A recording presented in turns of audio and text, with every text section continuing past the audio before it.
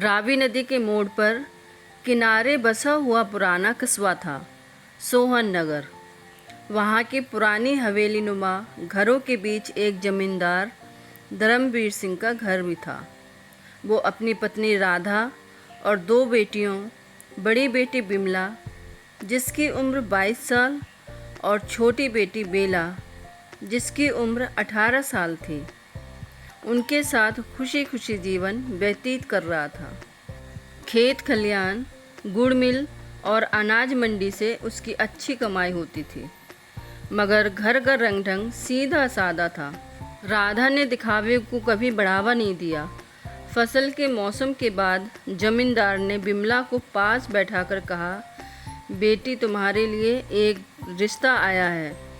पास के गांव के कपड़ा व्यापारी श्रीहरि मल्होत्रा का बेटा श्याम, बड़ा घर, बहुत सारी ज़मीन, सब सुख सुविधा है उसके पास। क्या कहती हो? तुम बोलो तो तुम्हारा रिश्ता तय कर दूं। बिमला ने सुनते ही चमक भरी आंखों से माँ बाप को देखा और बोली, जैसी आपकी मर्जी पिताजी, आप मुझे जहाँ ब्याह देंगे मैं वहीं चली जाऊंगी। जबकि बिमला मन ही मन बड़ा घर और बड़े लोगों के रिश्ते के बारे में सुनकर बड़ी खुश हो रही थी। बचपन से माँ पिताजी ने सारी इच्छाएं पूरी की हैं। मैं तो ये सोच सोच कर हैरान रहती थी कि इतना ऐशो आराम दूसरे घर में देखने को मिलेगा या नहीं। पर भगवान का एहसान है, उसने मुझे मायका और ससुराल दोनों ही खाती पीते दिए हैं। बिमला मन ही मन खुश थी और ये बात जमींदार अच्छे से जानता था। इसलिए उन्होंने अब अपनी दूसरी बेटी बेला से कहा, बेटा मेरे पास तुम्हारे लिए एक अच्छा रिश्ता आया है। वो है ना हमारे श्री रामा जी, जो राजा के यहाँ खजांची का काम करते हैं। उनका बेटा अभी अभी शहर से पढ़कर आया है। उन्होंने मुझे खुद बुलाया था और उनको तुम बहुत पसंद हो। वो तुमसे अपने बेटे के रिश्ते की बात करना चाहते हैं। पिताजी, मैं गांव के गरीब किसान के बेटे मोहन से प्रेम करती हूँ और उसी से विवाह करना चाहती हूँ। ये तुम क्या कह रही हो? वो मोहन जिसके घर 2 टाइम का भोजन भी समय से नहीं पकता है, तुमको उस घर में कैसे ब्याह दूँ? और मेरी भी तो कोई इज्जत है कि नहीं? जमींदार को गुस्सा आ गया। उसकी तेज आवाज़ सुनकर जमींदार की पत्नी राधा भागती हुई आई। क्या हो गया जी? ऐसे क्यों चिल्ला रहे हो? अरे सुन रही हो अपनी बेटी की बातें? ये उस भूखे नंगे मोहन से विवाह करने की बात कह रही है। ये आप क्या कह रहे हो? वो मोहन, वो इस हवेली का जमाई बनेगा। अब बस यही दिन देखना बाकी रह गया था। रब समझाओ इसको, मैं इसका रिश्ता पक्का करके आता हूँ। अरे इतने अच्छे घर से रिश्ता आया है और इस रिश्ते को ठोकर मारनी है। नहीं बेटा, अच्छे रिश्तों को ठोकर नहीं मारते, किस्मत से मिलते हैं आजकल रिश्ते। निक्कू की बेटी पूरे 25 साल की हो गई है, आज तक ब्याह नहीं हुआ। उसको भी शुरू शुरू में कोई लड़का पसंद नहीं आया। जब समय था उसने पसंद नहीं किया। आज उसको कोई पूछने नहीं आता। क्या तुम भी यही चाहती हो? तुम भी उसी की तरह बिन ब्याही रह जाओगी। माँ, मैं किसी के अंदर कोई कमी नहीं निकाल रही, बस पिताजी को समझाने की कोशिश कर रही हूँ। मैं जिससे प्रेम करूँगी वही दुनिया का सबसे बड़ा धनवान होगा मेरे लिए। आप बात को समझने की कोशिश कीजिए। माँ, आप पिताजी को समझाइए। राधा ने जमींदार की ओर देखा, जो गुस्से से अभी तक बेला को देख रहे थे। राधा के दिल में ख्याल आया, कहीं ऐसा न हो जो सुबोध की बेटी ने किया था। प्रेम में आकर वो हमारी बेटी भी ना कर ले। सुबोध की बेटी ने अपने पिता की नाक कटवा दी थी। मुझे ऐसा होने से रोकना होगा। मुझे जमींदार साहब को समझाना होगा, कहीं बेटी क्रोध में आकर कोई गलत कदम न उठा ले। राधा ने जमींदार की तरफ देखकर कहा, हम लोग बचपन से अपनी दोनों बेटियों को इतना प्यार देते आए हैं। हमारा मन ऐसा हो रहा है जैसे हम अपनी बेटी के साथ गलत तो नहीं कर रहे हैं। राधा, वही तो मैं सोच रहा हूँ। बड़ी बेटी बड़े घर की बहू बनने वाली है। यदि छोटी बेटी किसी गरीब घर में ब्याह दी तो लोग तरह तरह की बातें करेंगे। बेटी अमीर घर में जाए या गरीब घर में, तकदीर अपनी ही लेकर आती है। आप दोनों को आशीर्वाद दीजिए और दोनों को विवाह तय कर दीजिए। तो तुम ये कह रही हो कि मैं बेला का विवाह मोहन से ही तय कर दूं? हाँ जी, अगर हमारी बेटी की किस्मत में धनवान होना लिखा होगा तो एक दिन वह भी धनवान बन जाएगी। तुम ठीक कह रही हो राधा, हमें भी बेला की किस्मत के भरोसे छोड़ देना चाहिए। हमने तो दोनों बच्चों के हमेशा सारे शौक और उनकी हसरतें पूरी की हैं। अब ये फैसला भी बेला का ही होगा। जमींदार और राधा दोनों बेटियों का विवाह करा देते हैं। विवाह के बाद बिमला एक बड़े से घर में जाती है और बेला छोटी सी झोपड़ी में जाती है। दोनों बहनों का घर आमने सामने था, बीच में बस एक नदी थी।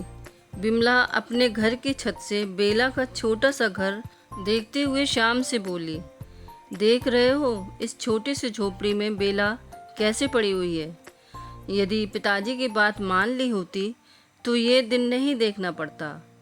हाँ, तुम सही कह रही हो। ये मोहन भी ना राजा के यहाँ छोटे मोटे काम करता है। बदले में महाराज उसको एक दो समय की रोटी दे देते हैं। अब इससे कितना ही घर चलेगा। तुम देखना, एक दिन बेला को अपनी गलती का एहसास होगा। अब जल्दी से बताओ, आज तुम्हारे लिए किस रंग की साड़ी लानी है? कल ही हमारा विवाह हुआ है। पिताजी ने और आप लोगों के परिवार ने मुझे इतनी साड़ियाँ दी हैं, अब क्या आवश्यकता है साड़ी की? अरे आवश्यकता है, बिल्कुल है। मैं चाहता हूँ जब भी मैं अंदर आऊँ तो तुम्हारे लिए कीमती उपहार लेकर आऊँ। श्याम की बातें सुनकर बिमला मन ही मन खुश हो रही थी। वहीं दूसरी ओर मोहन और बेला अपने घर के अंदर बैठे हुए थे। मोहन की माँ शांति चूल्हे पर खाना पका रही थी। धुआं दूर दूर तक फैला हुआ था। बेला उनके पास आई और बोली, माँ जी आप हट जाएं, मैं खाना पका देती हूँ। अरे बिटिया, नई दुल्हन है, तू खाना कैसे पकाएगी? दुल्हन नहीं हूँ माँ, मैं आपकी बेटी हूँ और बेटियों के सामने माँ काम नहीं करती। बेटा, तुम बड़े घर की बेटी हो, तुमको ये चूल्हे पर खाना पकाना कहाँ आता होगा? तुम्हारे घर में तो खाना पकाने वाली है। माँ, मैंने कभी चूल्हे पर खाना तो नहीं पकाया है, किंतु इतना पता है, जब तक जिंदा हूँ आप मेरे सामने कोई काम नहीं करेंगी। लोग कहते हैं बड़े घरों की बेटियाँ बिगड़ी हुई होती हैं। मेरे मोहन की तो किस्मत ही पलट गई जो इतनी अच्छी बहू घर में आई है। तभी मोहन वहाँ आता है, उतरा हुआ चेहरा और मायूस निगाह। क्या हुआ बेटा? माँ, इतने दिनों से राजा के यहाँ खेती करता हूँ, वो मुझे एक महीने में सिर्फ 11 रुपये देते हैं। आज 1 महीना हो गया। मंत्री जी से बोला था पगार बढ़ा दो, मंत्री जी ने सीधे टाल दिया, कहा बाद में ले लेना, अभी राजा किसी काम में उलझे हुए हैं। कोई बात नहीं बेटा, बाद में ले लेना, इसमें इतना निराश होने वाली क्या बात है? बेला कल ही घर आई है, सोच रहा था उसके लिए कुछ ना कुछ लेता आऊँगा, वो खुश हो जाएगी। बड़े घर की लड़की है, बड़े घर की लड़की है, यहाँ गुजारा करना उसके लिए कितना मुश्किल होगा। उसके सामने ये बात बोल भी नहीं सकता, कहीं उसको मेरे साथ विवाह करने का फैसला गलत लगने लगे और वो ये रिश्ता छोड़कर अपने मायके चली जाए। प्रेम और विवाह में ज़मीन आसमान का अंतर होता है। कल तक प्रेम था और आज विवाह के कठिन डोर में बंध चुके हैं। कहीं ऐसा ना हो कहीं उसका यहाँ दम ही घुट जाए। दोनों बातें कर ही रहे थे, तभी वहाँ बेला आ जाती है। उनकी बात सुनकर बोलती है, मेरा कोई दम नहीं घुट रहा, मुझे बहुत अच्छा लग रहा है। घर में आकर ऐसा लग रहा है भगवान मेरे साथ हैं, और बुरा इसलिए लग रहा है कि आप और माँ जी समझ नहीं पाए। बेला, तुम परेशान नहीं हो, मैं तो बस यही सोच रहा था कि तुम यहाँ इतनी छोटी सी धुएं वाली झोपड़ी में कैसे रहोगी। तुम और बिमला दीदी साथ के पले बड़े हैं, आज बिमला दीदी इतने बड़े घर की मालकिन बन गई है और तुम इस छोटे से घर में हो। मुझे ये सोचकर बहुत बुरा लग रहा है।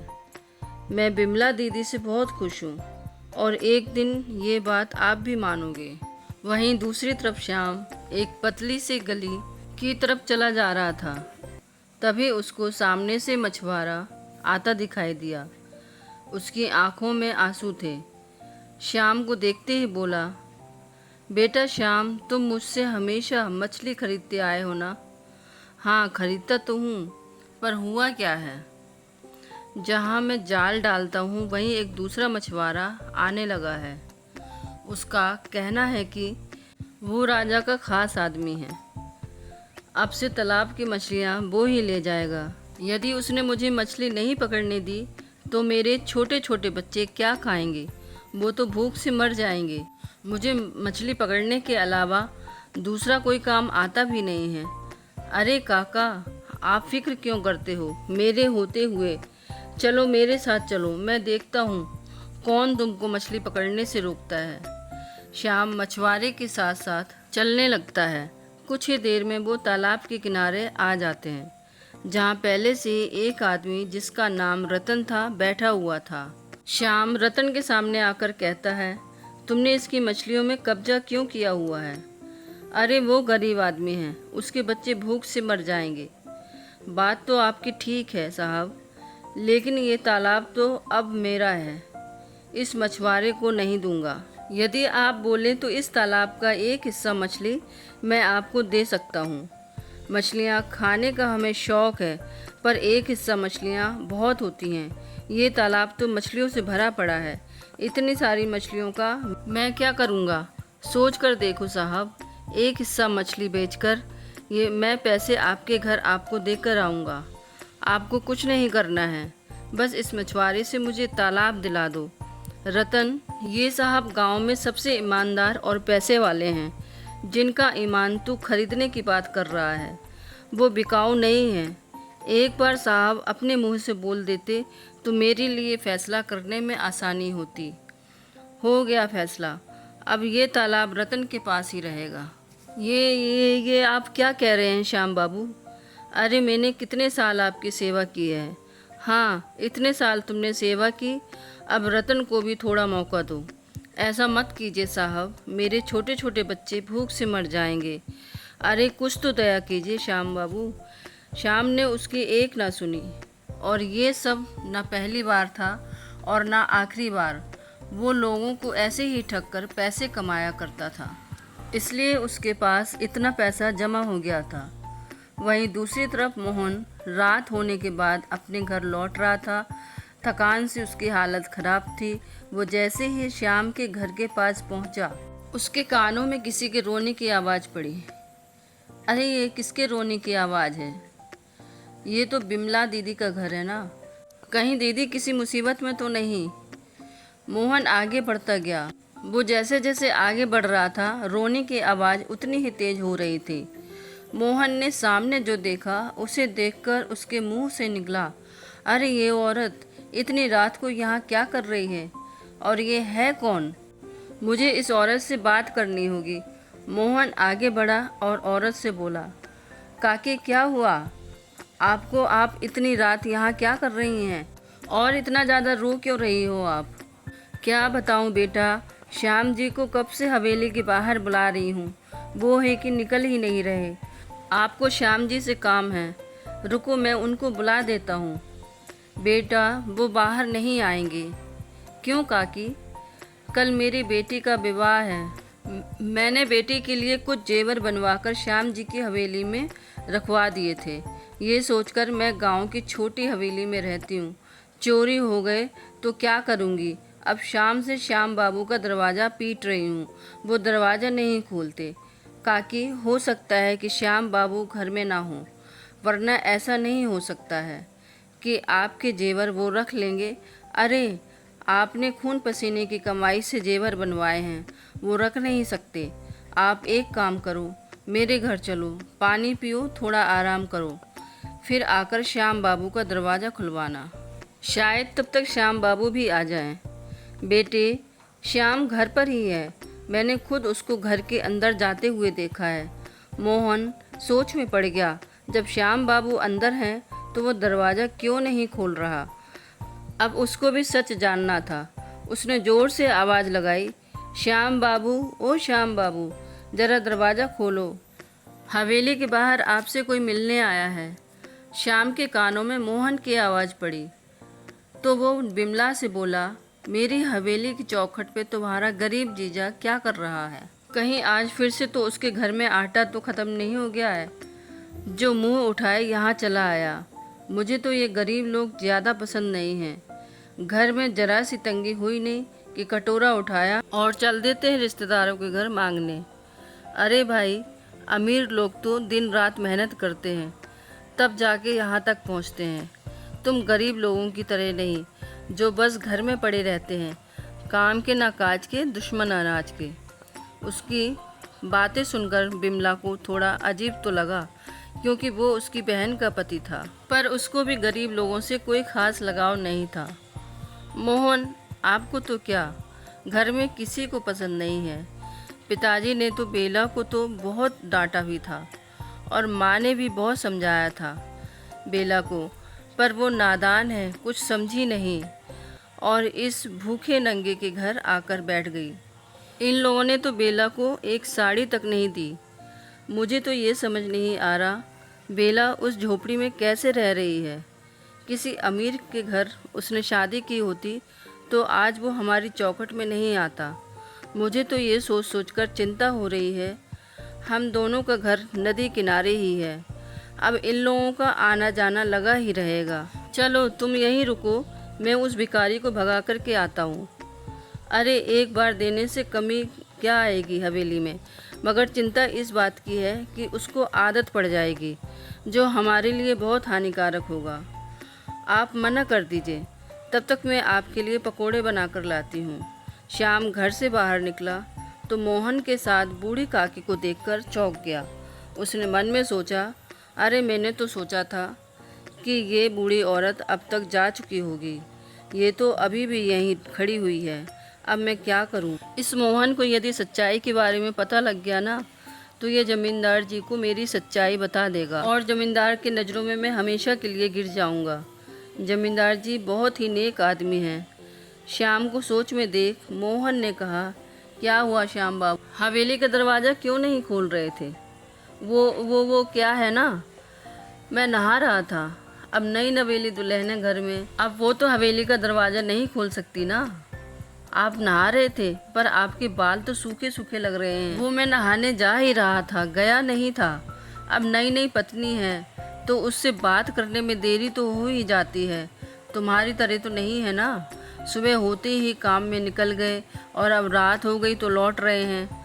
मोहन समझ चुका था कि वो श्याम को नीचा दिखाने की कोशिश कर रहा है। उसने मन में सोचा, इससे पहले कि ये मुझे खरी खोटी सुनाए, मुझे काकी के जेवर के बारे में बात करनी चाहिए। मोहन ने बड़ी ही मजबूत आवाज़ में कहा, श्याम बाबू, काकी कह रही थी कि इन्होंने अपनी बेटी के विवाह के लिए जो जेवर बनवाया था वो आपकी तिजोरी में रखा है। अरे नहीं नहीं, तो ऐसा कुछ भी नहीं है। फिर श्याम बाबू बूढ़ी औरत से बोला, क्यों रे बुढ़िया, तूने अपना जेवर कब दिया रखने के लिए? श्याम बाबू, उस दिन जब मोहन के घर चोरी हुई थी तब आप ही तो वहाँ हमारे घर आए थे और कहा था आगे से किसी का जेवर चोरी नहीं होगा, इसलिए मैं अपना जेवर आपकी तिजोरी की हवेली में रख दूँ। और कल जब मेरी बेटी का विवाह है तो मैं जेवर लेने आई हूँ, तो आपने मुझे झूठा बना दिया। मुझे लगता है ये कोई पागल औरत है। भला कोई अपना जेवर दूसरे की तिजोरी में रखता है क्या? भगवान के कहर से डर श्याम बाबू, तो एक माँ की हाय ले रहा है। इससे पहले कि तुमको धक्के मारकर इस हवेली से बाहर फेंक दूँ, चली जाओ यहाँ से। अरे भीख मांगने आई हो तो बोलो। श्याम बाबू अपनी दौलत तुम पर लुटा देगा और झूठा इल्ज़ाम लगाया तो अंजाम भयानक होगा, समझी? इतना बोलकर श्याम ने हवेली का दरवाज़ा बंद कर लिया। बूढ़ी औरत वहीं खड़ी रोती रही। मोहन उसको देखकर बहुत दुखी हो रहा था, परंतु वो कुछ नहीं कर सकता था। ना जाने क्या था उस बूढ़ी औरत के आंसुओं में, जिसमें मोहन को सच्चाई नज़र आ रही थी। उसने बूढ़ी औरत से कहा, काकी आप परेशान मत होइए और घर जाइए। मेरी बेटी की बारात आएगी। अगर मैंने शादी में गहने नहीं दिए तो कहीं बारात वापस ना चली जाए। बेटी से डर नहीं लगता, बेटी के भाग्य से लगता है। अगर बेटी की बारात वापस चली गई तो मैं मर ही जाऊंगी। विवाह जेवर पर ही तय हुआ था। वो दोनों बात कर ही रहे थे, तभी उनके कानों में बेला की आवाज़ पड़ी। बारात वापस नहीं जाएगी काकी, और रही बात गहनों की, तो वो भी आपको मिल जाएंगे। बेला की आवाज़ सुनकर मोहन और बुढ़िया ने सामने देखा, जहाँ बेला खड़ी हुई थी। बेला, तुम यहाँ क्या कर रही हो? मैं आपको देखने घर से निकली थी तो आप यहीं मिल गए। माफ़ करना, मैंने आपकी और काकी की बातें सुन ली। मोहन घबरा गया। वो मन में सोचने लगा, कहीं बेला को श्याम की सच्चाई का पता तो नहीं लग गया। अगर ऐसा हुआ तो वो टूट जाएगी। उसकी बहन का पति कितना घटिया काम करता है। फिर मोहन ने बेला से पूछा, कौन सी बात सुनी तुमने? हमारी यही कि काकी की बेटी का विवाह जेवर पर तय हुआ है। अगर जेवर नहीं दिए गए तो विवाह टूट भी सकता है। यही ना? वैसे तुम इतना घबराए हुए क्यों हो? कोई और बात थी क्या जिसका मुझे पता नहीं? बेला, वो अभी बुढ़िया इतना बोली ही थी कि मोहन बीच में बोल पड़ा। हाँ हाँ, यही बात कर रहे थे हम दोनों। बुढ़िया ने मोहन की तरफ देखा परंतु कुछ बोली नहीं। बेला ने अपने गहने उतारे और बुढ़िया को देते हुए बोली, ये रख लीजिए काकी, ये आपकी बेटी के विवाह में काम आएंगे। ये तुम क्या कह रही हो बेटा? मैं ये नहीं ले सकती। हाँ बेला, तुम ऐसा नहीं कर सकती। आखिर ये सब तुम्हारे पिताजी ने तुम्हें कितने प्यार से दिए। तुम ऐसे ही किसी को ये सब नहीं दे सकती। अब तक मुझे इनकी ज़रूरत थी, इसलिए मेरे पास थे। अब मुझसे ज़्यादा ज़रूरत इन गहनों की काकी को है। और रही पिताजी की बात, तो जब उनको पता लगेगा ना कि इन गहनों ने किसी का विवाह टूटने से बचाया है, तो वो और भी ज़्यादा खुश होंगे। मोहन कुछ नहीं बोला, बस बेला की तरफ देखता रहा। बुढ़िया के लाख मना करने के बाद भी बेला ने वो गहने उस औरत को, अनजान औरत, ये मोहन के लिए कोई छोटी बात नहीं थी। मोहन को सोच में गुम देखकर बेला ने कहा, आप जल्दी से घर आओ, माँ जी प्रतीक्षा कर रही हैं। चलो दोनों घर के अंदर जाते हैं। अगले दिन सुबह सुबह बेला चूल्हे पे खाना पका रही थी, तभी बिमला वहाँ आती है। बेला बिमला को वहाँ देखकर बहुत खुश होती है। अरे वाह दीदी, आप सुबह सुबह यहाँ, मेरा तो दिन ही बन गया। आपको पता है दीदी, मैं आपको बहुत याद करती हूँ। अभी तेरी शादी को 4 दिन नहीं हुए और तुमने चूल्हे चौका संभाल लिया। हालत देख अपनी, बिल्कुल ऐसे लग रही है जैसे कई घरों का काम करके आई है। चेहरे का रंग देख, धुएं का काम कर करके तूने अपनी हालत बिगाड़ ली। ऐसा नहीं है दीदी, मैं यहाँ बहुत खुश हूँ। वो दिख रहा है, मेरे पति तो मेरे लिए रोज़ कुछ ना कुछ लेकर आते हैं। तू बता, तुझे मोहन ने क्या ला कर दिया? मोहन राजा के यहाँ काम करते हैं, अभी उनकी पगार नहीं मिली। वो बोल रहे थे जब पगार मिल जाएगी तब वो भी मेरे लिए नई साड़ी लाएंगे। बिमला हंसती गई और उसका मजाक बनाती गई और कुछ देर बाद वहाँ से उठकर अपनी हवेली चली गई। बेला से गहने लेने के बाद बुढ़िया सीधे महल जाती है और वहाँ राजा को श्याम के बारे में सारी बात बताती है। उस बुढ़िया की बात सुनकर राजा मंत्री से कहते हैं, मंत्री जी पता लगाओ, क्या ये औरत सच बोल रही है या झूठ, क्योंकि श्याम इस गांव का सबसे ज़्यादा धनवान है। यदि इस बुढ़िया ने उसका धन देखकर श्याम पर गलत इल्ज़ाम लगाने की कोशिश की तो इस बुढ़िया का अंजाम भयानक होगा। गुस्ताखी माफ़ हो महाराज। आज सुबह ही एक मछुआरे की पत्नी महल आई थी अपने 4 बच्चों को लेकर के। उसका कहना था कि जिस तालाब में उसका पति मछली पकड़ता था, श्याम बाबू ने उस तालाब को किसी और को दे दिया। बदले में उससे एक हिस्सा मछली ले ली। मछुआरे के घर में खाने के लिए कुछ भी नहीं था। बच्चे भूख से तड़फ रहे थे, इसलिए मछुआरे ने आत्महत्या कर ली, क्योंकि मछुआरे को मछली पकड़ने के सिवा दूसरा और कोई काम नहीं आता था। ये तुम क्या कह रहे हो? उस मछुआरे ने आत्महत्या कर ली? ये बात तुमने हमें पहले क्यों नहीं बताई? महाराज, श्याम बाबू आपके लिए बहुत खास हैं। हम आपसे कुछ भी कहते तो आपको झूठ ही लगता, इसलिए हम चुप थे। राजा सोच में पड़ गए। उन्होंने बुढ़िया से कहा, तुम्हारे पास कोई सबूत है जिससे तुम ये साबित करो कि श्याम बाबू तुम्हारे गहने हैं?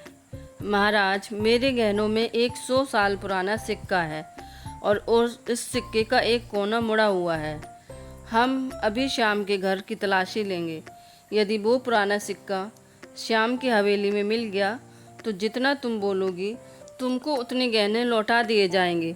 कुछ ही देर में श्याम ढेर सारे गहने लेकर श्याम राजा के घर में खड़ा हुआ था। उन गहनों में एक वो मुड़ा हुआ पुराना सिक्का भी था जो बुढ़िया ने बताया था। श्याम, हम तुमको क्या समझते थे और तुम क्या निकले? तुमने पूरे गांव को ठगा है। तुम इंसान कहलाने लायक भी नहीं रहे। हम तुमको मृत्यु दंड देंगे। राजा के इतना बोलते ही श्याम ने अपना सिर झुका लिया। तभी मोहन दौड़ते हुए आया। मोहन, तुम यहाँ क्या कर रहे हो? जाओ अपना काम निपटाओ। महाराज, श्याम बाबू को छोड़ दीजिए, उनसे गलती हो गई, उनको माफ़ कर दीजिए महाराज, उनको मृत्यु दंड मत दीजिए। तुम इस चोर का साथ क्यों दे रहे हो? ये तो तुम्हें हमेशा नीचा दिखाना चाहता है। महाराज, ये मेरी पत्नी की बहन का पति है। श्याम को कुछ हो गया तो बिमला जी के साथ साथ जमींदार जी का परिवार भी टूट जाएगा। जमींदार ने कितने अरमान से बिमला जी के लिए श्याम को पसंद किया था। मोहन की बात सुनकर राजा ने मोहन से कहा, तुम और मोहन एक ही हवेली के जमाई हो और दोनों में ज़मीन आसमान का फ़र्क है। तुम एक सच्चे नेक दिल इंसान हो और ये एक चोर है। महाराज, एक मौका दे दीजिए, बस एक मौका। जाओ, दिया एक मौका। श्याम और तुम्हारे बीच में एक प्रतियोगिता रखता हूँ। जो भी तुम में से इस प्रतियोगिता में जीत गया, यदि श्याम उस प्रतियोगिता में जीत गया तो मैं उसका कसूर माफ़ कर दूंगा। यदि वो प्रतियोगिता में फिर से हार गया तो मैं उसको मृत्यु दंड दूंगा। ठीक है महाराज। प्रतियोगिता शुरू होती है। मोहन और श्याम वहाँ से चले जाते हैं और खेतों में लग जाते हैं। दोनों दिन रात मेहनत करते हैं। देखते देखते 3 महीने बीत जाते हैं। महल में आज भारी भीड़ थी। पूरा गांव आज श्याम और मोहन की प्रतियोगिता देखने आया था, जिसमें बेला, बिमला, जमींदार और राधा भी आए थे। यदि श्याम इस बार फिर से हार गए तो क्या राजा उनको मृत्यु दंड देंगे? भगवान से प्रार्थना करो बेटा, उसको कुछ नहीं होगा। मोहन तो उसे दिन रात श्याम जी को राजा से बचाने के लिए बड़ी बड़ी बातें कर रहा था। कह रहा था श्याम जी को कुछ हो गया तो पूरा जमींदार परिवार टूट जाएगा। आज राजा ने दोनों के बीच प्रतियोगिता क्या रख दी। मोहन दिन रात जीतने के लिए मेहनत कर रहा है। आखिर उसको भी तो जीतना है। जीत गया तभी तो सेनापति बनेगा और झोपड़ी से सीधे महल में पहुंच जाएगा। बेला को बिमला के मुंह से यह सब बातें सुनकर बड़ा दुख हुआ। जो वो जानती थी मोहन बहुत मेहनत कर रहा है श्याम को बचाने की, पर अफसोस बिमला अभी भी मोहन को बुरा भला कह रही थी। बेला की आंखों में आंसू आ गए, जिसको जमींदार जी ने देख लिया। अब जमींदार से रहा नहीं गया। उन्होंने गुस्सा करते हुए कहा, तुम्हारा पति तो बड़ी हवेली वाला बनकर घूमता है, खुद को बहुत महान समझता है। अरे चोर है वो, चोर। मुझे तो खुद से ही नफरत हो गई। मैंने अपनी बेटी के लिए जिसको हीरा समझा वो तो एक कलंक निकला। श्याम के खातिर एक मछुआरे ने आत्महत्या कर ली। उसके बाद भी मोहन ने इतनी कोशिश की कि श्याम को एक मौका और दिलवाया। उसके बाद भी तुम मोहन को ही दोषी ठहरा रही हो। मुझे तो शर्म आती है मोहन का सामना करने से भी। जिसको मैं कुछ नहीं समझता था वो ही मेरा असली हीरा निकला। अपने पिता के मुंह से यह सब सुनकर बेला को बहुत अच्छा लग रहा था। तभी राजा के सामने मंत्री आकर बोला, महाराज, प्रतियोगिता का पता लग गया है। जो सैनिक आपने खेतों में भेजे थे वो वापस आ गए हैं। क्या कहना है उनका? महाराज, सबसे ज़्यादा अनाज जिनके खेत में उगा है वो श्याम है। बधाई हो, मैंने जीवन दान दे दिया। परंतु भूलना नहीं, यह ज़िंदगी तुमको सिर्फ़ और सिर्फ मोहन के कारण मिली है। क्या मैं पूछ सकता हूँ, ऐशो आराम से पलने वाला आदमी खेतों में सबसे ज़्यादा अनाज कैसे उगा सकता है? अनाज तो ज़्यादा मोहन के खेतों में भी मिला था, परंतु जब कल रात श्याम और सारे गांव वाले सो रहे थे, तब मोहन चुपके से निकलकर खेतों में गया और उसने अपना आधा अनाज श्याम के खेतों में डाल दिया, जिससे उसको जीवन दान मिल सके। महाराज, आपको ये सब कैसे पता चला? हम यहाँ के राजा हैं। हमको उसी दिन पता लग गया था तुम कुछ ना कुछ ज़रूर करोगे। जिस दिन तुम श्याम के लिए हमारे सामने अड़ गए थे, और इसलिए हमने तुम पर नज़र रखी, और कल रात अपनी आँखों से तुमको अनाज डालते भी देख लिया। तो क्या अब मुझे मृत्युदंड देंगे महाराज? मोहन ने इतनी मेहनत इसलिए की क्योंकि वो तुमको बचाना चाहता था, और हम मोहन की मेहनत को देखकर बहुत खुश हैं, और इसी खुशी में हम तुमको जीवन दान देते हैं और मोहन को इस महल का सेनापति घोषित करते हैं। आज से मोहन और उसका परिवार महल में ही रहेंगे। महल को मोहन जैसे युवक की खास ज़रूरत है। ये सब सुनकर सब बहुत खुश हुए। बिमला ने बेला से कहा, मैं मोहन को कितना गलत समझ रही थी, और मोहन ने कितना कुछ किया हमारे लिए। मैं तुमको कितने ताने मारती थी। मैं ये तो नहीं कह सकती कि तुम मुझे माफ़ कर दो, क्योंकि मैं माफ़ी के लायक नहीं। कैसी बात कर रही हो दीदी? बड़े कभी छोटे से माफ़ी मांगते हैं क्या? और मोहन ने वही किया जो उनका फ़र्ज़ था। तभी श्याम ने मोहन से कहा, भाई मुझे माफ़ कर दे। मैंने तेरे साथ बहुत गलत किया, बहुत बुरा भला बोला। तुझे जो हुआ उसे जाने दो। आगे ज़िंदगी पुकार रही है, उसका स्वागत करो। चलो बिमला दीदी से मिल लो। समझ नहीं आ रहा जमींदार जी से और अपनी पत्नी से कैसे आंखें मिलाऊंगा।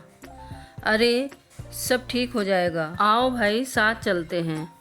वो दोनों बेला और बिमला के पास आकर खड़े हो जाते हैं। जमींदार जी मोहन से कहते हैं, बेटा मुझे माफ़ करना, मैंने तुमको बहुत गलत समझा।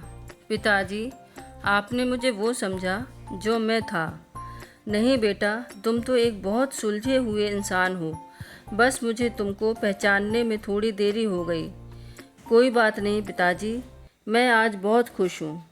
आपने मुझे बेटा कहकर बुलाया। और फिर सब अपने अपने घरों में चले जाते हैं। मोहन महल में आकर रहने लगता है। श्याम भी उसके बाद छोटा मोटा काम करने लगता है। बाकी का जीवन खुशी खुशी व्यतीत करते हैं। फिर मिलेंगे दोस्तों एक और नई कहानी के साथ। तब तक हंसते रहिए, मुस्कुराते रहिए और अपना ख्याल रखिए। कहानी अच्छी लगी हो तो लाइक कीजिए, ज़्यादा से ज़्यादा शेयर कीजिए और सब्सक्राइब ज़रूर कीजिए।